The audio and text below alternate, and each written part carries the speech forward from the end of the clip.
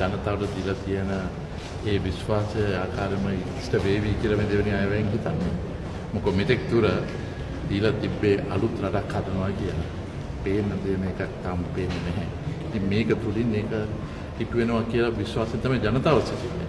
අපි විපක්ෂයක් වශයෙන් බලනවා ඒකේ ආකාරයෙන්ම වෙනවා. පාර්ලිමේන්තුවතුමා නිතරම ප්‍රශ්න කරනවා ආර්ථිකය සහ බදු ගැන. ඔබතුමා හිතනවා දැන් ආණ්ඩුවට IMF ප්‍රශ්නේ තියෙනවා මේක කොහොමද බැලන්ස් කරගන්න ආණ්ඩුවට හැකියාවක් තියනවද කියලා. ප්‍රායෝගික ප්‍රශ්නයක් තමයි තිබෙන්නේ. හැබැයි ඒකට ප්‍රායෝගික උත්තරයක් දෙන්න අවශ්‍යයි. මේක මෙතන ප්‍රකාශයක් කරයි කියලා ඒක ආර්ථිකයට පරිවර්තනය වෙන්නේ නැහැ. ජනතාවට සාක්කු වලට ගෙනියන්න පුළුවන් විදිහට වැඩ පිළිවෙලක් තියෙනවා. ඒක කොයි ආකාරයෙන්ද මේ දෙවෙනි අය වැටෙමින් වෙයිද කියලා බලන්න. හිතනවද යමක් වෙයි කියලා? අපි හිතනවා රටක් වශයෙන් එක විය යුතුයි. නැත්තම් කොහොමද කියන එක අපි හිතනවා. ස්තුතියි.